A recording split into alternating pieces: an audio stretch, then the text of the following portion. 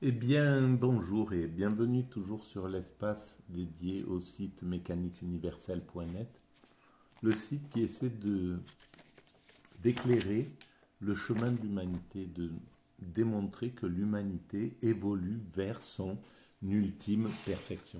Alors, j'explique dans d'autres vidéos précédentes pourquoi je parle d'ultime perfection. Parce qu'en fait, l'humanité est toujours parfaite au présent, parce qu'elle ne peut pas être autre chose que ça, que ce qu'elle est. Elle ne peut pas être plus en avance que ce qu'elle est, tout en étant perfectible. Elle est parfaite tout en étant perfectible.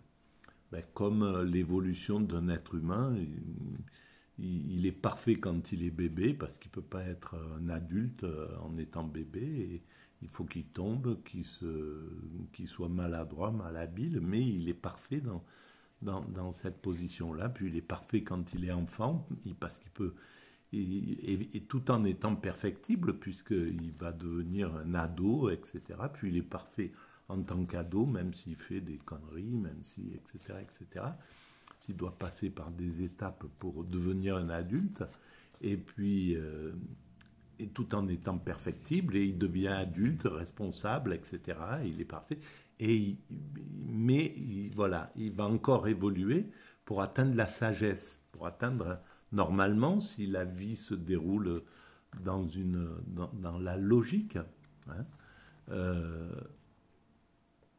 de, de l'évolution, voilà, il y a un moment où on atteint la sagesse, et donc d'abord on transmet, puis après on regarde les choses avec plus de détachement, avec plus de euh, moins de plus sans esprit de compétition, en regardant les choses avec beaucoup plus de tolérance, etc., etc. Et en fait, c'est le même parcours pour l'humanité, plus ou moins, et elle va vers cet état de sagesse, vers cet état de sérénité, vers cet état de paix, euh, et cette ultime perfection qui est en fait, pour moi, la perfection indépassable.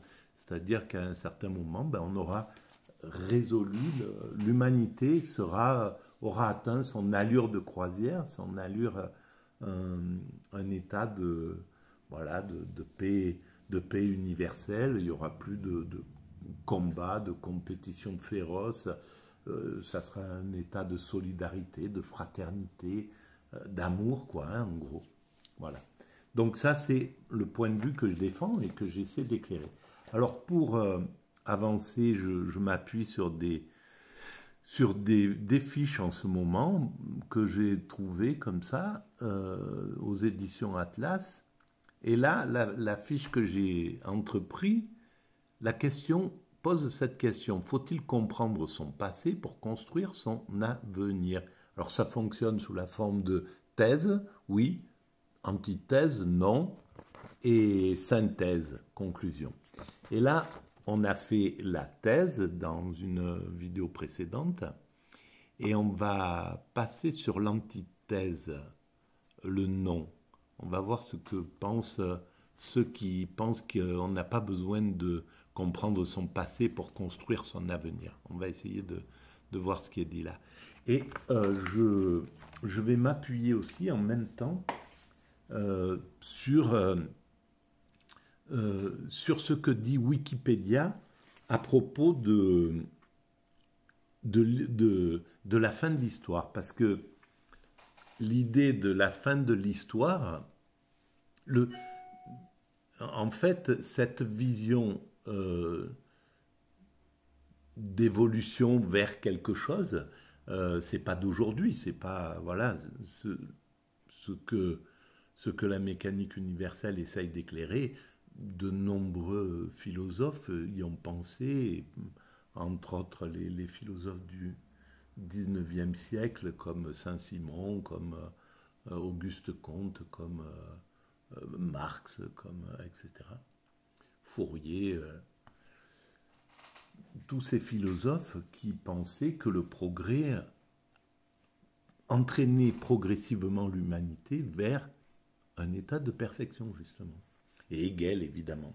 Et pour Hegel, il y avait l'idée de fin de l'histoire. Alors, Moi, je l'interprète, je ne suis pas un philosophe, je suis pas un philosophe classique, on va dire. C'est de la philosophie atypique, c'est-à-dire euh, beaucoup plus intuitive que... elle n'est pas universitaire, j'ai pas de,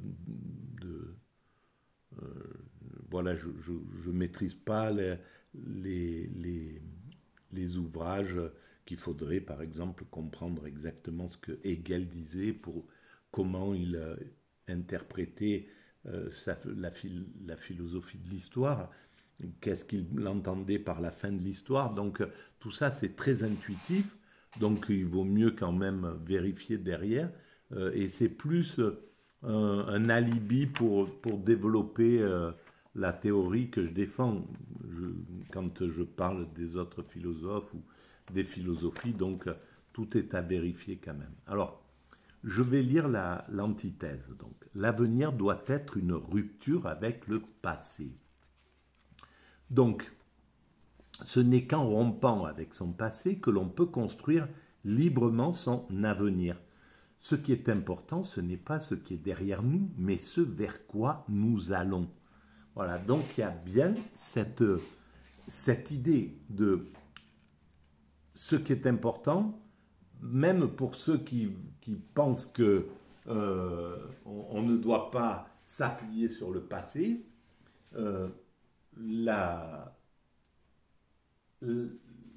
l'intérêt pour eux, pour ceux qui préconisent cette rupture avec le passé, c'est de se poser la question de ce vers quoi nous allons. Il y a cette question-là, c'est ça qui est intéressant. Et les gens, est-ce qu'ils y répondaient? Je ne sais pas. Est-ce que Sartre répondait?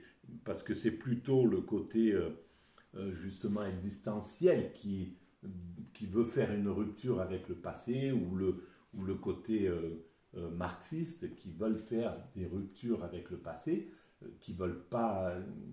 donc, pour lesquels le passé n'a pas... on doit le dépasser, même si ce n'est pas des ruptures complètement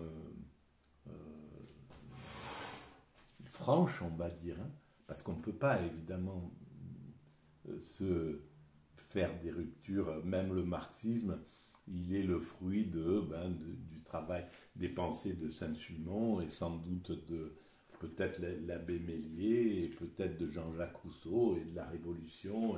Et la Révolution elle-même décline de toute une évolution. Tout est dans l'évolution. En réalité, on parle en termes de rupture sur les choses, mais il n'y a pas de rupture. La religion, les grandes religions actuelles, christianisme, hindouisme, judaïsme, bouddhisme, islam, etc., elles tirent leur origine des pensées traditionnelles, des spiritualités traditionnelles, évidemment. Et donc c'est bien un grand fleuve, l'humanité, qui évolue. Et nous, on marque les choses à travers des ruptures. On dit, voilà, le Moyen-Âge est là, ça commencerait là et là. Ça ne marche pas comme ça, évidemment, mais pour notre compréhension, c'est très important de voir comme ça. Alors, je continue à lire. Les hommes décident librement de leur avenir. Alors, ça voudrait dire qu'on est libre, en réalité. Alors, ma théorie essaie de démontrer aussi que nous ne sommes pas libres. Nous devons avoir l'illusion de la liberté, c'est très important. On doit croire à la liberté, on doit croire qu'on est libre, qu'on peut, qu'on a le choix en fait. Mais en réalité, c'est une illusion ce choix. Et c'est pourquoi je pense que on n'a pas le choix de ne pas atteindre notre perfection. L'humanité n'a pas le choix de travailler à ce perfectionnement constant, de pacifier l'homme, sur la mécanique universelle, je parle des 3 grands progrès: maîtrise du comportement, progressivement on maîtrise de mieux en mieux notre comportement, maîtrise de l'environnement, même s'il y a des passages comme, on va dire, le passage industriel, les 2, 3, 4 siècles qu'on vient de passer, qui ont vraiment maltraité planète progressivement, parce qu'on évolue sans savoir où on va, sans but réel. Donc on évolue un peu en dépit du bon sens. On détruit à travers la guerre ou à travers un progrès démesuré, l'hubris, etc. Et puis on rectifie plus tard, etc. etc. Donc, tant qu'on évolue sous cette forme-là, évidemment, on n'est pas dans l'efficacité. C'est pas l'efficacité. On parle, par exemple, le néolibéralisme, depuis 40 ans, nous parle d'efficacité. Il faut réduire le personnel des hôpitaux, réduire le personnel dans les villes, etc. Faire ci, ça. Bon, voilà, sous la forme de l'efficacité, il a mis à l'envers l'humanité, parce qu'en réalité, on ne peut pas être plus malheureux finalement que ce qu'on vit depuis 40 ans sous le prétexte de l'efficacité, sous le prétexte de construire plus vite. On fait des erreurs, enfin bref, on reste dans des endroits au niveau du statu quo, par exemple sur l'écologie, ça fait 40 ans qu'on dit que c'est important, et on voit bien qu'on ne met pas tous les moyens là-dedans. On le fait, on commence, là ça y est, on est rentré, on commence à mettre les mains dans le cambouis de l'écologie, et pour commencer à vraiment évoluer d'une autre manière. Et c'est clair que dans 100 ans, on aura dépassé les énergies fossiles, voilà, on sera beaucoup plus loin au niveau de l'écologie. Alors, ça donne un peu ce sentiment de recul où d'ailleurs, il y a des gens qui écrivent qui laissent des commentaires en disant mais le monde, on voit bien, il court à sa perte, quoi que ce soit, il se dégrade. Alors, c'est pas le cas pour moi, mais on doit avoir ce sentiment pour se battre de plus en plus, parce que plus on se sent en état d'urgence, et d'ailleurs c'est le cas de tous les hommes, hein, d'un homme, voilà, quelqu'un qui est dans un état de compulsivité, et c'est d'ailleurs ce qui se passe. L'Occident, et enfin le néolibéralisme, c'est un grand corps compulsif.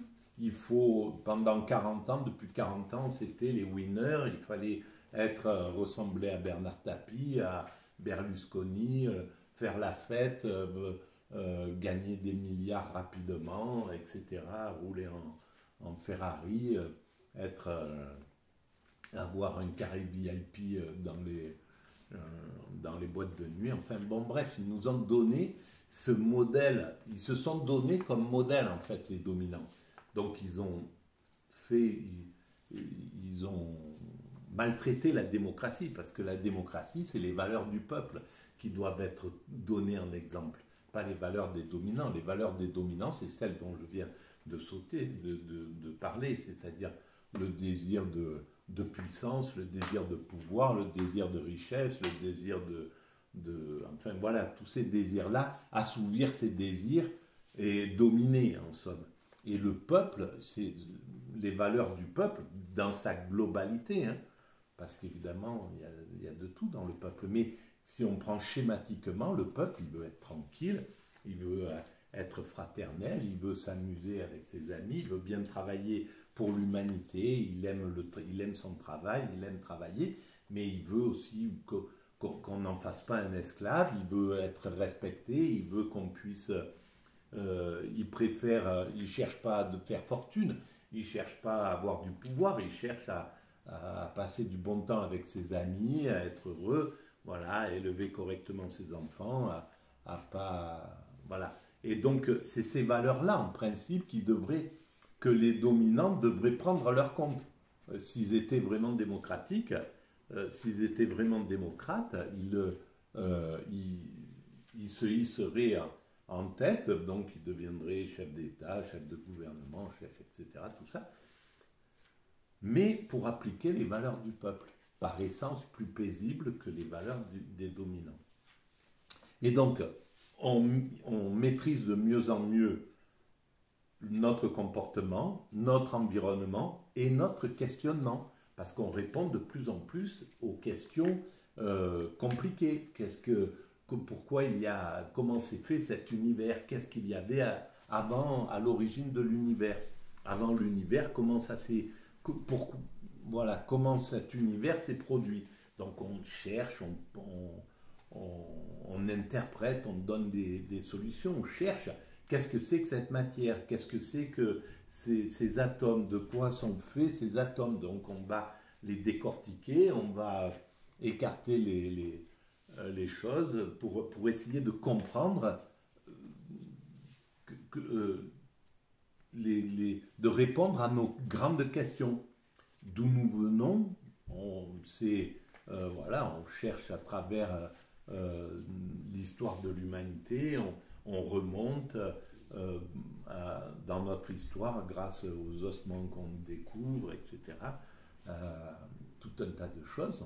On arrive à remonter notre histoire, donc d'où nous venons, on commence à y répondre, et puis le d'où nous venons plus grand que ça, c'est justement qu'est-ce qu'il y avait avant l'univers, comment s'est construit cet univers, qu'est-ce que c'est que cet univers, sur quelle loi il tient debout, voilà, qu'est-ce que c'est que cette matière, comment est fait le soleil, comment sont faites les voies lactées, etc. Il y a des gens qui cherchent en ce moment et depuis longtemps à répondre à ces questions. Alors d'où nous venons, qui nous sommes? Eh bien, c'est les psychologues, les psychanalystes, les Freud, etc. On commence à se demander qui nous sommes. Mais bien avant ça, les Saint-Augustin, les Spinoza, etc., les Platon, se posaient la question déjà. Donc on cherche et on peaufine la question de qui nous sommes. Et où nous allons, eh ben, c'est la question que j'essaye d'éclairer et que les Saint-Simon, que les Marx, sans doute aussi les Jean-Paul Sartre, etc., se sont posés, et puis les grandes spiritualités aussi, pour essayer de comprendre où va l'humanité. Voilà. Alors en tout cas, cette question, elle est là dans la question. Alors les hommes décident librement de leur avenir. Mais alors voilà, pour revenir à cette question de librement, pour moi il n'y a pas de liberté. Mais je vous renvoie à la lecture de la mécanique universelle, et d'ailleurs je ne vais pas faire la démonstration parce que ça prendrait du temps. Mais en fait il n'y a pas de liberté. En définitive, on doit avoir l'illusion de la liberté, mais il n'y a pas de liberté dans ce que nous faisons. Mais par contre, cette illusion de la liberté, elle est fondamentale. Alors, il n'est pas nécessaire de comprendre le passé pour construire l'avenir. L'homme peut forger son avenir suivant ses propres désirs, dans la nouveauté et la liberté. Mais l'homme, c'est quoi? Voilà. Alors, c'est là, c'est intéressant, ça serait l'existentialisme, un peu l'idée. Mais qu'est-ce que c'est que l'homme? Est-ce que c'est l'individu qui cherche qui va forger son avenir suivant ses propres désirs dans la nouvelle liberté? Mais oui, parce qu'on a gagné dans cette liberté illusoire. On gagne en liberté et c'est très important. Le sentiment de liberté, il est très important. Mais en fait, c'est pas un homme, il vit au milieu d'un groupe, qui vit au milieu d'un groupe plus grand, etc. Et donc, on vit au milieu de l'humanité. Et aujourd'hui, on voit bien qu'on ne peut pas vivre, que l'homme ne peut pas forger son avenir suivant ses propres désirs. S'il désire, par exemple, aller raser la forêt amazonienne pour devenir milliardaire, c'est fini, on lui laissera pas le choix. Il est inclus dans quelque chose. Là, actuellement, je ne sais pas si c'est Elon Musk qui envoie des trucs dans l'espace en pagaille. l'humanité va dire stop, c'est fini, il y a un moment, c'est pas possible, ça va être régulé, etc. Donc l'homme, il n'est pas, il suit le désir réel, c'est le désir de l'humanité. Et c'est pourquoi il est nécessaire de comprendre le désir intuitif de l'humanité, justement, qui va vers sa perfection. Ce désir intuitif, c'est lui qui doit cadrer, en fait, la liberté de l'être humain. C'est normal de donner de plus en plus de liberté à l'être humain, mais sa liberté, c'est de rester dans le chemin de l'humanité, c'est-à-dire de s'améliorer, une humanité qui s'améliore constamment. Quelqu'un qui voudrait, on peut évidemment laisser la liberté à tout le monde, mais quelqu'un qui voudrait ramener l'humanité à un stade primate, par exemple faire un retour en arrière, l'humanité lui dirait non, c'est pas, voilà, on n'est pas dans cette, tu es pas dans le bon, dans la volonté globale de l'humanité. Donc, on pourrait dire, au lieu de dire l'homme peut forger son avenir suivant ses propres désirs dans la nouveauté et la liberté, ça serait plutôt l'humanité peut forger son avenir suivant ses propres désirs dans la nouveauté et la liberté. Alors là, oui. Et à ce moment-là, c'est l'humanité qui est le lien en réalité. Et l'homme est inclus dans l'humanité.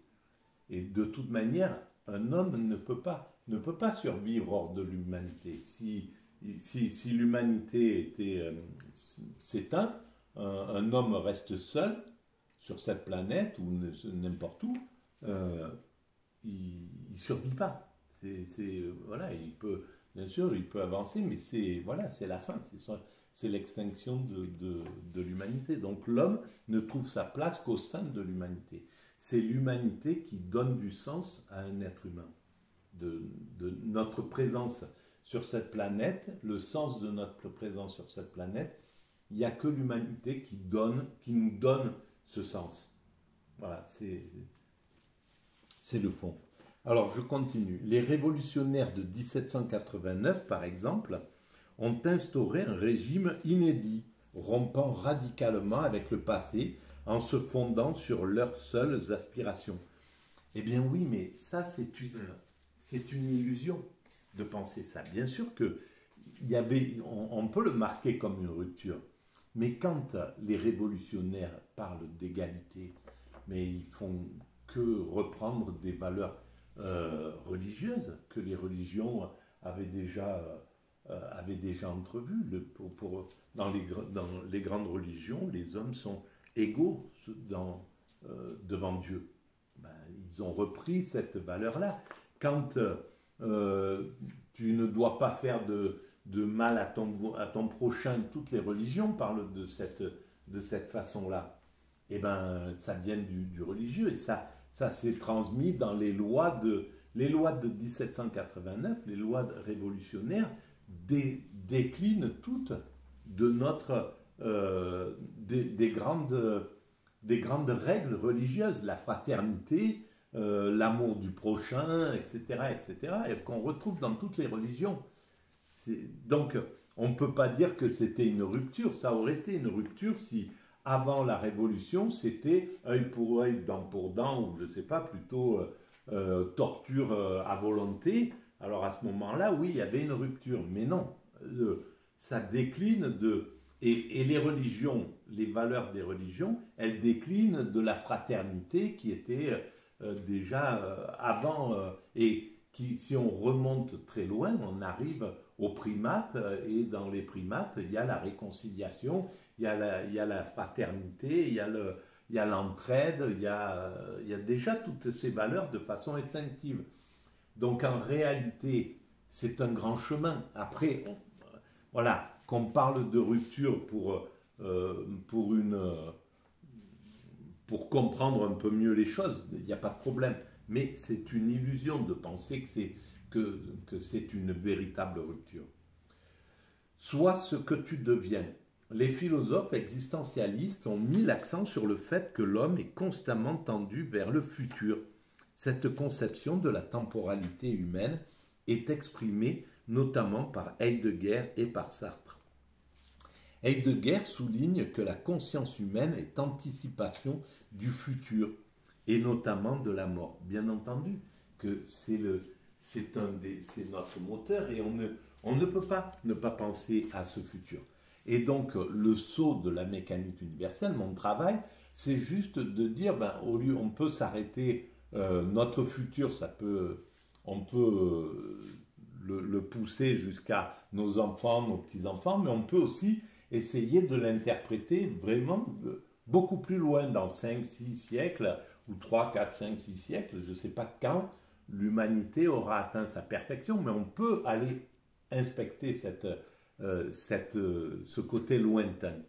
Parce que si on arrive à le comprendre, si on arrive à détecter vraiment ce qu'on est en train de construire, alors à ce moment-là, au lieu de le construire de façon à l'aveuglette, comme on le fait, eh bien on le construira consciemment. On mettra notre activité dans le même sens. L'ensemble humain mettra son activité dans le même sens, de façon symbiotique. Voilà pourquoi, sur la mécanique universelle, je préconise l'idée de la symbiose universelle, de passer du libéralisme individualiste, on pourrait dire, chaque nation est en compétition avec les autres, etc., ou se regroupe sous la forme de clans comme l'Europe, etc., ou comme l'Occident face au reste pour voilà, cette émulation négative, violente, non respectueuse d'ailleurs, guerrière on pourrait dire, eh bien, on peut la dépasser et commencer à travailler en symbiose ensemble, en disant maintenant on construit puisqu'on doit construire cette perfection, eh bien, on va le faire de façon sciemment. Sartre, quant à lui, pense que les projets, le but que se fixe librement l'individu à chaque moment de sa vie, qui détermine rétrospectivement la signification de son passé. En d'autres termes, c'est l'avenir qui explique le passé et non le contraire. Oui, alors, il faut aller loin dans cet avenir. Si on va au bout, au but de l'humanité, il n'y a pas de problème. Mais si on si on va dans le futur pour expliquer le passé, mais un futur dont on ne comprend pas, dont on ne comprend rien, il n'y a que l'absurde qui peut revenir. À mon sens, les existentialistes ne sont pas allés assez loin dans leur quête. Les marxistes, les existentialistes, ils sont arrivés à un certain moment où il n'y a plus la lutte des classes, etc. C'est une sorte, il y a la fraternité, il y a des choses comme ça, mais il y a quelque chose qui manque derrière. Parce que cette finalité, elle est spirituelle en réalité. Bien sûr qu'il y a la fin de la lutte de classe, il y a la fin du gaspillage, il y a le paradis qui construit, mais c'est pour que l'être humain épanouisse ce qu'on appelle la spiritualité, en fait, sa fusion avec le divin, à travers l'extase, l'éveil, le nirvana, peu importe comment on appelle cet état-là, mais c'est ça qui est visé au fond, intuitivement. Je continue. Chaque événement est unique. La compréhension du passé historique n'empêche nullement certains événements tragiques de se répéter. De plus, les hommes commettent les mêmes erreurs que leurs ancêtres. Voilà. Alors si c'est vrai, c'est pas tout à fait vrai, parce que sinon il n'y aurait pas d'évolution. On serait aussi, on continuerait comme les Romains sur des centaines de kilomètres de dresser des croix, de crucifier des êtres humains qu'on considère comme des étrangers et qu'on les laisse agoniser comme ça. On aurait des esclaves, donc il y a de l'évolution évidemment. Donc, même si on reproduit les erreurs, on continue la guerre et les guerres sont de plus en plus violentes parce qu'on utilise à chaque génération, les guerres sont de moins en moins violentes, mais comme le progrès les rend de plus en plus violentes, c'est le progrès qui les rend de plus en plus violentes. C'est pas la violence en elle-même qui fait ça. Mais bon, voilà. Donc, on commet ces erreurs, mais pour sortir de ce mécanisme-là, eh ben, il faut prendre conscience de notre but. Le jour où on prend conscience de notre but, on sort des erreurs, c'est fini. Mais il faut que ça soit un consensus, évidemment. Donc, il faut que ça soit la science qui puisse détecter ce truc et dire, oui, effectivement, l'humanité, on ne peut pas échapper. Notre but inconscient, on travaille inconsciemment à amener l'humanité vers cette fraternité absolue, vers la paix universelle, etc. C'est juste ce que pensaient les grandes religions en parlant de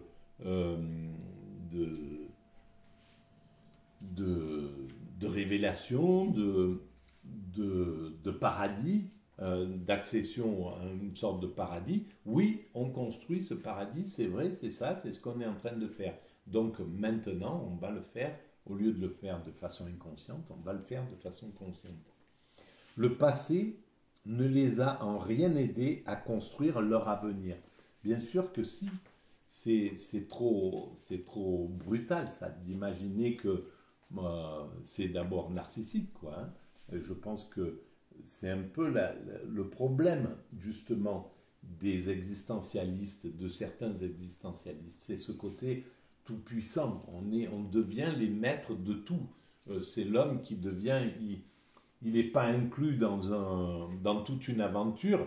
Les êtres humains avant nous ne servent à rien, en somme. C'est à partir de nous qu'on commence à prendre la liberté, etc. Non, l'humanité, c'est l'ensemble humain, c'est l'ensemble total de l'humanité. Depuis que le premier couple s'est séparé génétiquement des autres primates et qu'il a essaimé, etc., et que l'humanité est devenue ce que nous sommes, depuis ce moment-là, l'ensemble des hommes, tous, il n'y en a pas un qui n'a pas donné sa vie entière, peu importe le temps qu'il a duré, il a donné sa vie entière pour l'évolution de l'humanité. Et ça, c'est inclusif. Je pense que le problème de l'existentialisme, c'est qu'il est un peu exclusif. Voilà,